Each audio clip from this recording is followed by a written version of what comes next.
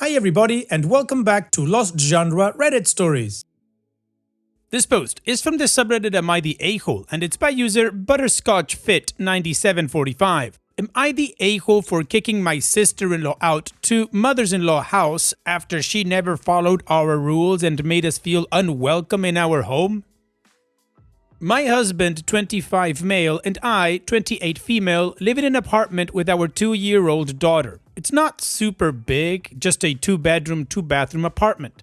My sister-in-law, 22 female, let's call her Sally, came to us saying that living with mother-in-law has made her feel trapped, especially since she doesn't have a car to get around.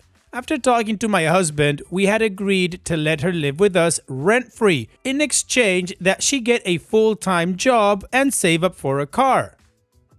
We moved all of our 2-year-old's things out of the extra room and bathroom. The 2-year-old now sleeps in our room and uses the bathroom in our room. I had set up a job interview for Sally at my job and was able to get her hired. I let her know that this is temporary because she would need to do some schooling in order to keep working here. I also had told Sally that you cannot be late to this job because everyone working has to wait for you to come in order for them to leave.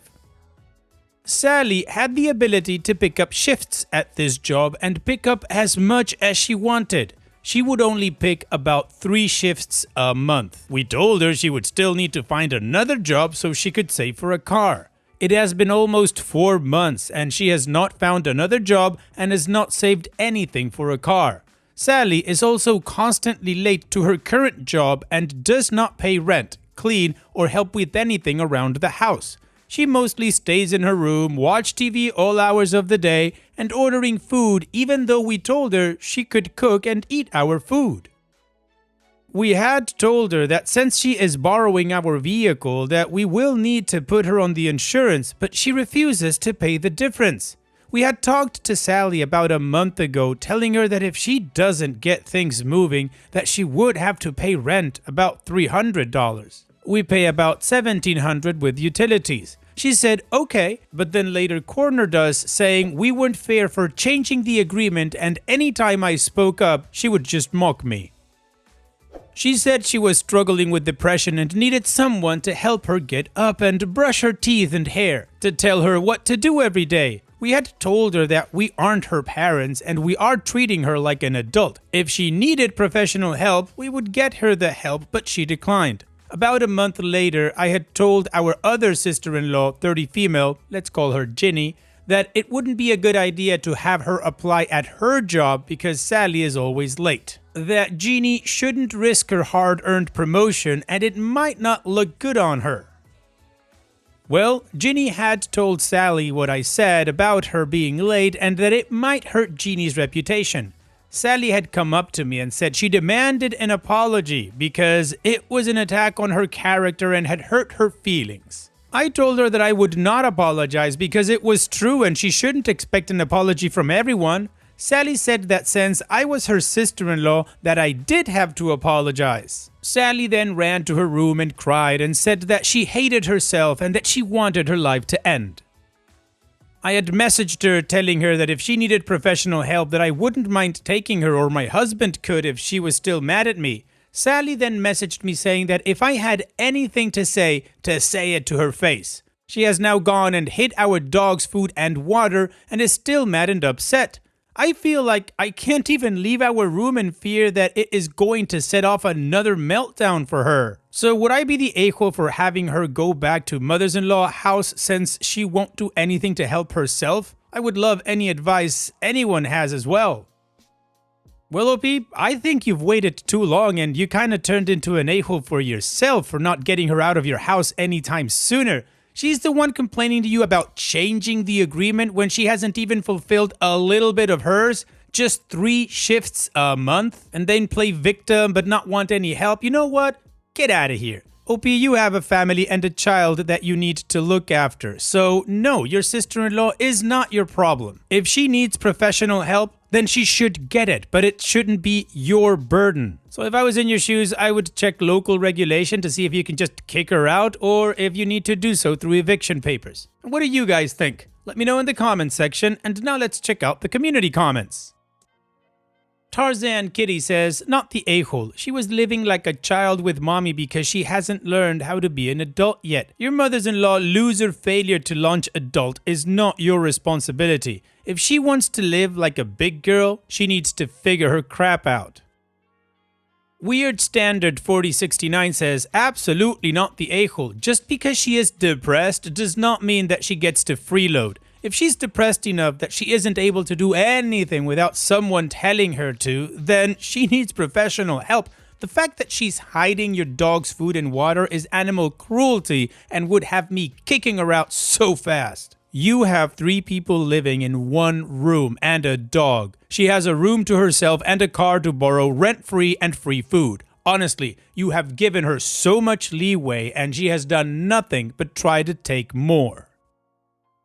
Solod Chod says, not the a-hole. Depression or not, for as long as you allow her to stay under your roof, your sister-in-law will be a heavy black cloud raining chaos and despair on you. That is to say, she sucks, kick her out.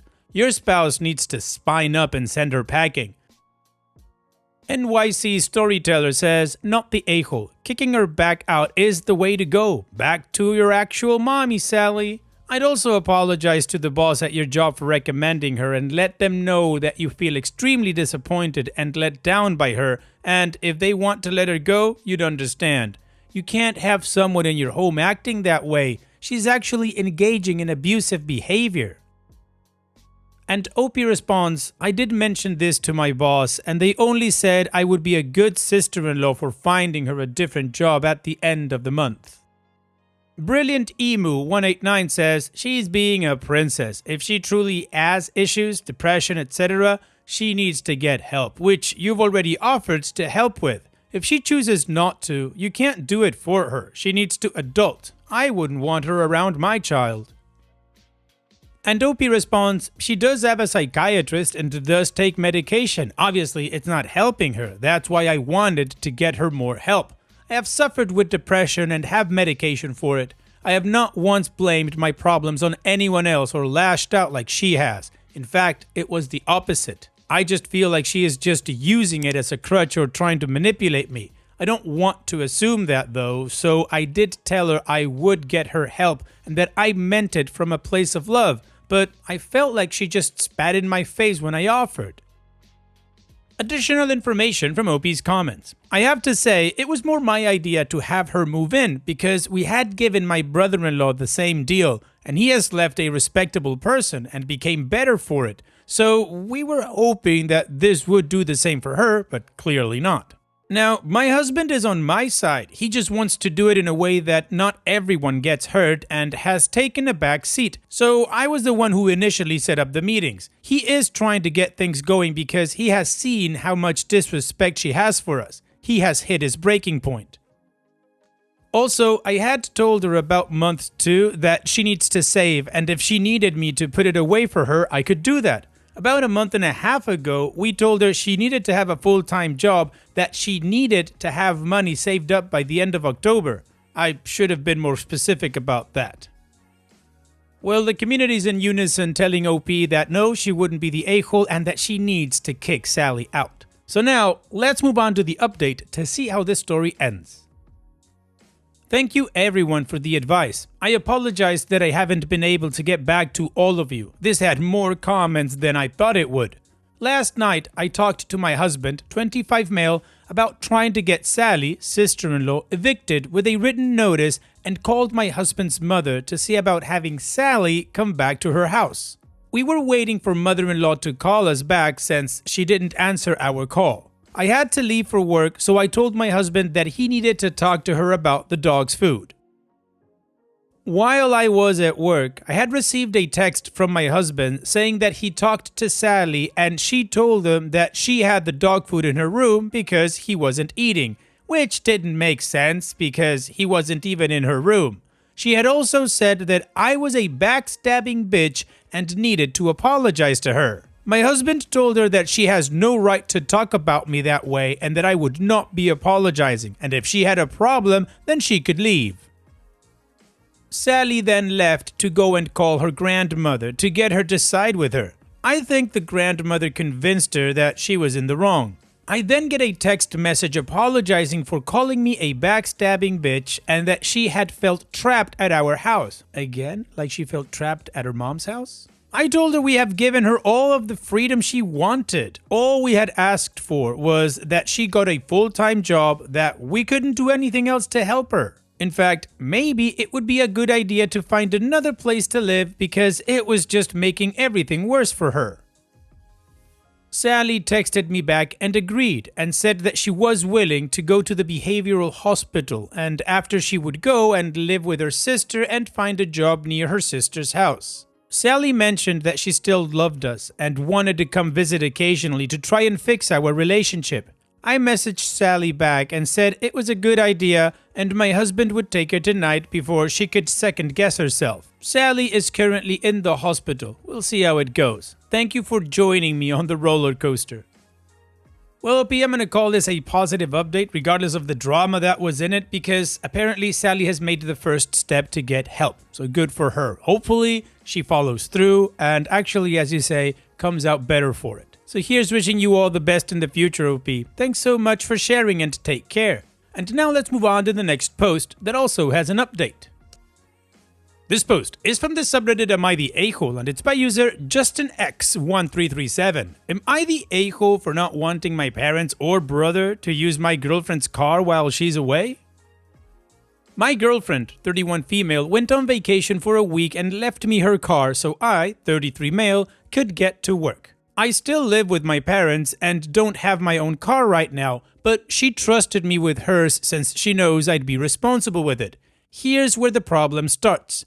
My dad already asked if my mom can use my girlfriend's car to drive my brother to work. My brother is 31, doesn't have a license, and makes more money than me, my dad, and my girlfriend. For context, I wasn't working for a while, so I hadn't been contributing financially at home. I was in school for 2 years, and before that, I wasn't working due to some mental health issues, and finding a job was difficult.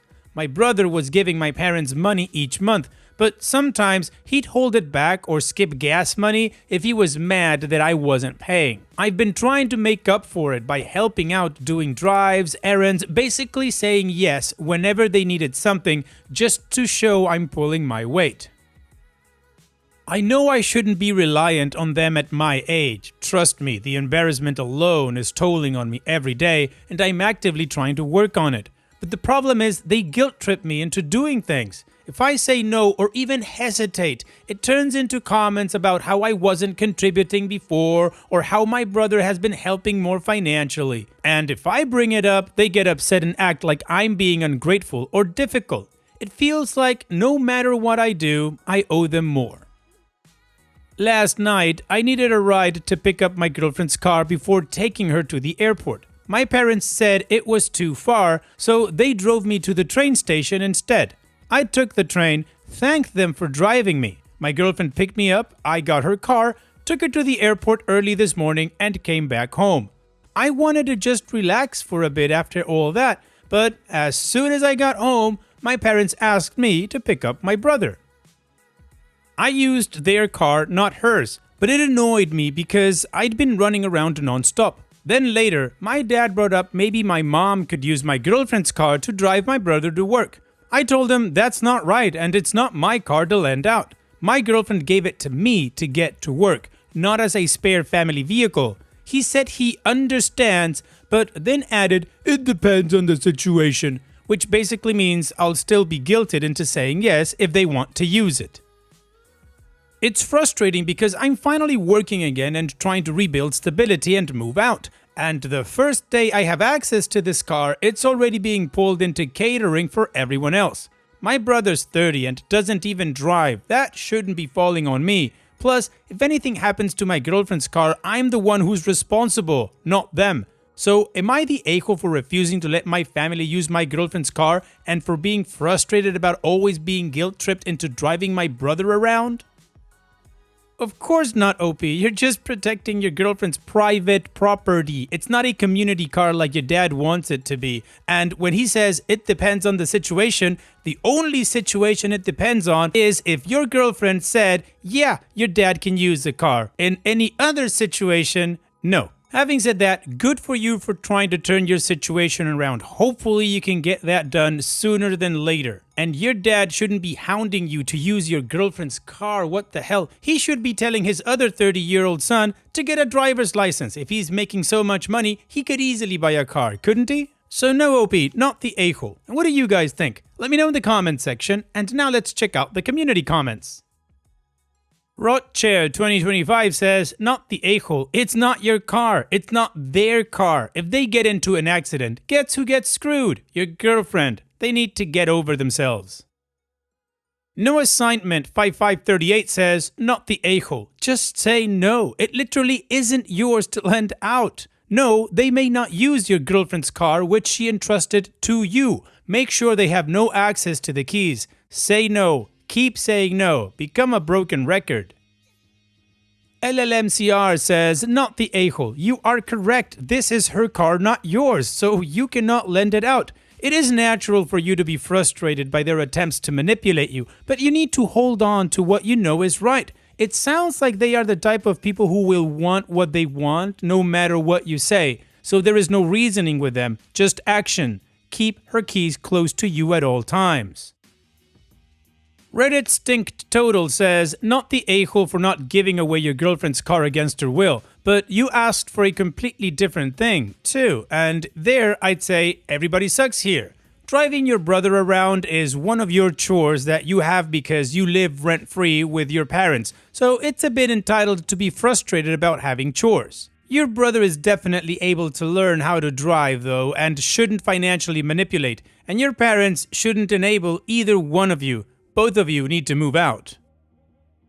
Well, the majority of the community agrees that OP is not the a-hole for saying no to lending the car. So now, let's move on to the update to see how this story ends. Wow, I didn't expect so many responses to this post. I'm pretty new at making a post. I was also kind of frustrated and wanted to get it out quickly, so sorry for not maybe giving all the information. To be clear, I am on the insurance for my girlfriend's vehicle. My parents are not. I knew that it would have been a breach of me and my girlfriend's trust to let them take it firstly, but without telling her would have been like what most people have mentioned, a deal breaker. So I still stick by my decision, just felt bad about it is all. Another thing I didn't add was the reason for my dad asking for my mom to take my brother.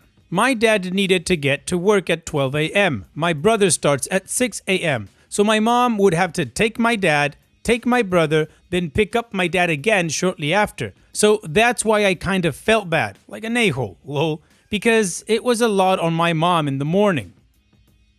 I also had a talk with my brother. It went really well. I just wanted to be honest about how I felt and asked him some deeper questions. Things like why he hasn't gotten his license yet and how I was frustrated about the situation. He was really understanding and told me a lot about how he felt. So I'm glad I did, and we kinda made a plan about moving forward, which was reassuring. The resolution I made was that no one else was allowed to take the car. This was a non-negotiable, but to compromise and try to help. I said I would take my brother in the morning so my dad could have the car.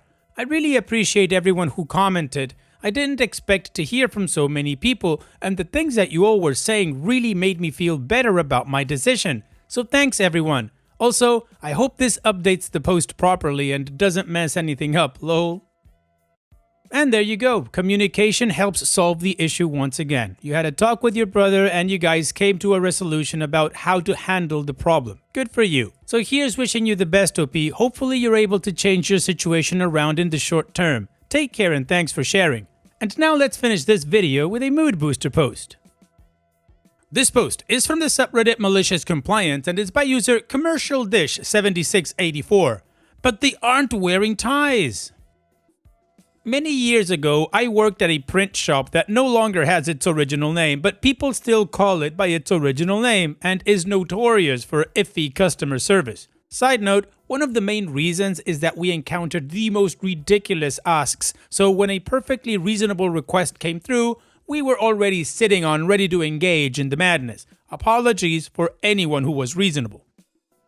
Anyway, we were pretty laid back. Island of Misfits store. Grad students, wayward musicians, lifers, tokers, and single moms who worked 2 jobs but collectively got ish done. P&L unmatched to the smoke breaks taken. Our uniforms were navy pants and a button-down shirt, long or short sleeve, dealer's choice, and could even order a cardigan sweater, which all came from the corporate catalog. We get a new district manager who does a visit store. She determines that men are not adhering to the official uniform because none of them are wearing ties. Pause. The reason why we have an industrial-sized laminating machine that was diabolical and easily snatched up ties. Just a general choking hazard and made absolutely no sense to wear ties to do this job. She threatens to write up anyone non-compliant and puts our store on notice. Quiet Storm Gill, not his real name, says, bet. He reviews the handbook and sees that both neckties and bow ties are acceptable with no additional descriptions. So, he orders a box of what can only be called the Comical Clown collection of bow ties from eBay, puts them in the break room and tells the store to have at it. We are talking about polka dots, paisley, stripes in every color of the rainbow, and ridiculous size proportions. Honestly, a joy to witness. Customers are like, this is interesting, which, by the way, makes Gil and other guys grumpy because they are taking its stance, not trying to spend more time with customers. A month later, district manager visits again. We have now normalized the bow ties. She is livid. She speaks to our store manager, who shows her the employee handbook and points out how it doesn't provide color or size parameters, and technically, they are all compliant and have taken her warning seriously. So, after she leaves, our store manager says they no longer have to wear ties and it is up to discretion of each employee if they want to wear a tie on shift. Every now and then, someone would walk onto the floor with a polka dot reminder. Well, she wanted ties and people are following the rules. That was awesome. Thanks for sharing, OP. And that's it for today's video. Thank you so much for taking the time to watch it. Now, if you've gotten to this point in the video, I assume that you like these stories that I'm reading out. So here are a couple more that you might enjoy. And if you don't have any time to watch another story right now, save it for later. And also, don't forget to hit that subscribe button.